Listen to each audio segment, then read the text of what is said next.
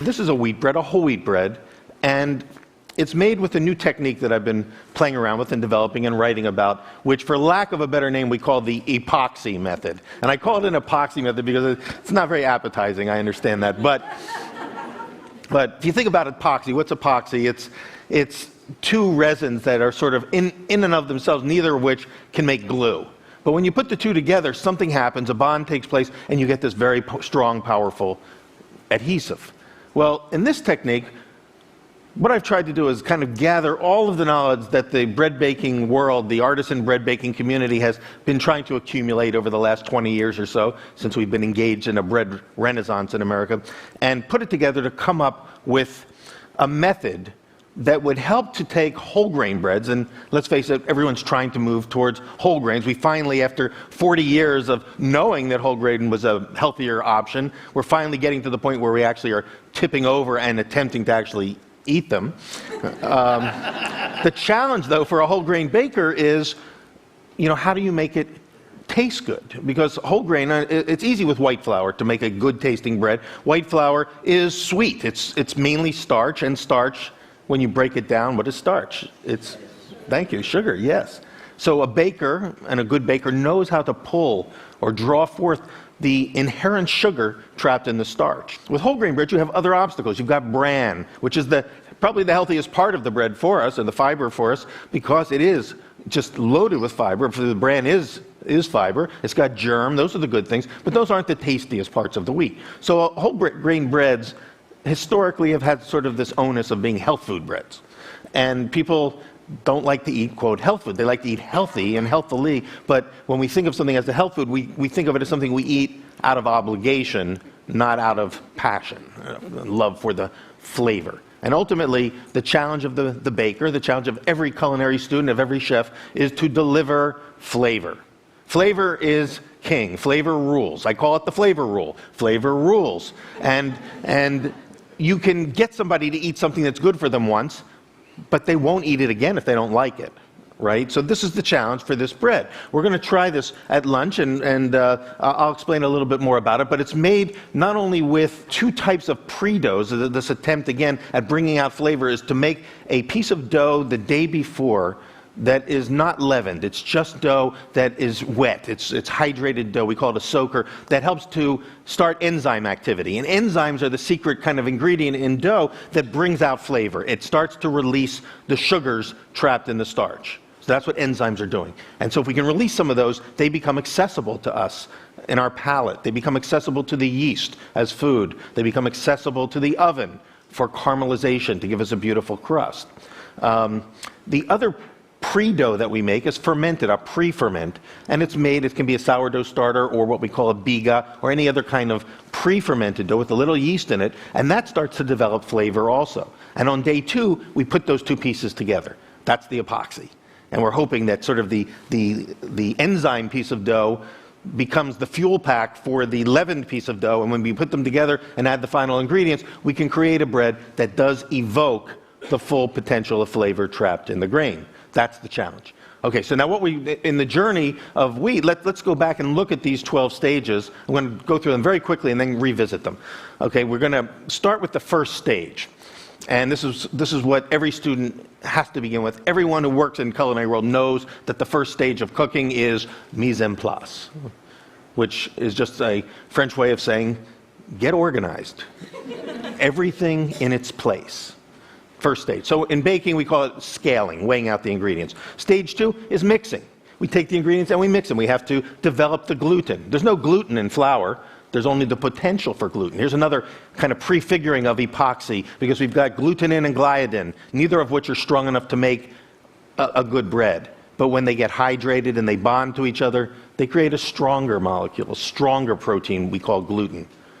And so we, in the mixing process, have to develop the gluten, we have to activate the leaven or the yeast, and we have to essentially distribute all the ingredients evenly. Then we get into fermentation, the third stage, which is really where the flavor develops. The yeast comes alive and starts eating the sugars, creating carbon dioxide and alcohol. Essentially, it's burping and sweating, which is what bread is. It's yeast burps and sweat. And somehow, this is transformed. These yeast burps and sweats are later transformed. And this is really getting to the heart of what makes bread so special, is that it is a transformational food. And we're going to explore that in a minute. But then quickly, through the next few stages, after it's fermented and it's started to develop flavor and character, we divide it into smaller units. And then we take those units and we shape them. We give them a little pre-shape, usually a round or a little torpedo shape. Sometimes that's called rounding. And then there's a short rest period. It can be for a few seconds. It can be for 20 or 30 minutes. We call that resting or benching. Then we go into final shaping, panning, which means putting the shaped loaf on a pan. This takes a second, but it's a distinctive stage. It can be in a basket. It can be on a loaf pan, but we pan it. And then stage 9, the fermentation, which started at stage 3, is continuing through all these other stages, again, developing more flavor. The final fermentation takes place in stage 9. We call it proofing. Proofing means to prove that the dough is alive. And at stage 9, we get the dough to the final shape, and it goes into the oven. Stage 10, 3 transformations take place in the oven. The sugars in the dough caramelize in the crust to give us that beautiful brown crust. Only the crust can caramelize. It's the only place that gets hot enough. Inside, the proteins, this gluten, coagulates. When it gets to about 160 degrees, the proteins all line up and they create structure, the gluten structure, what ultimately we will call the crumb of the bread. And the starches, when they reach about 180 degrees, gelatinize. And gelatinization is yet another oven transformation. Coagulation, caramelization, and gelatinization. When the starches thicken, they absorb all the moisture that's around them, they kind of swell, and then they burst. And they spill their guts into the bread. So basically now we're eating yeast, sweat, burps, and starch guts. Again, transformed in stage 10 in the oven, because what went into the oven as dough comes out in stage 11 as bread. In stage 11, we call it cooling, because we never really eat the bread right away. There's a little carryover baking. The proteins have to set up, strengthen, and firm up. And then we have stage 12, which the textbooks call packaging, but my students call eating. And so we're going to be on our own journey today from wheat to eat, and in a few minutes we will try this and see if we have succeeded in fulfilling this baker's mission of pulling out flavor. But I want to go back now and revisit these steps and talk about it from the standpoint of transformation, because I really believe that all things can be understood, and this is not my own idea, this goes back to the scholastics and to the ancients, that all things can be understood on 4 levels. The literal, the metaphoric or poetic level, the political or ethical level, and ultimately the mystical, or sometimes called the anagogical level. It's hard to get to those levels unless you go through the literal. In fact, Dante says you can't understand the 3 deeper levels unless you first understand the literal level. So that's why we're talking literally about bread. But let's kind of look at these stages again from the standpoint of connections to possibly a deeper level. All in my quest for answering the question, what is it about bread that's so special? And fulfilling this mission of evoking the full potential of flavor. Because what happens is bread begins as wheat or any other grain. But what's wheat? Wheat is a grass that grows in the field. And like all grasses, at a certain point it puts out seeds. And we harvest those seeds, and those are the wheat kernels. Now, in order to harvest it, what's harvesting? It's just a euphemism for killing, right? That's what we say we harvest the pig, Yes, we slaughter it, Yes, that's life. We harvest the wheat, and in harvesting it, we kill it. Now, wheat is alive, and as we harvest it, it gives up its seeds. Now, at least with seeds, we have the potential for future life. We can plant those in the ground, and we save some of those for the next generation. But most of those seeds get crushed and turned into flour. And at that point, the wheat has suffered the ultimate indignity. It's not only been killed, but it's been denied any potential for creating future life. So we turn it into flour. So, as I say, I think of bread as a transformational food. The first transformation, and by the way, the definition of transformation for me is a radical change from one thing into something else.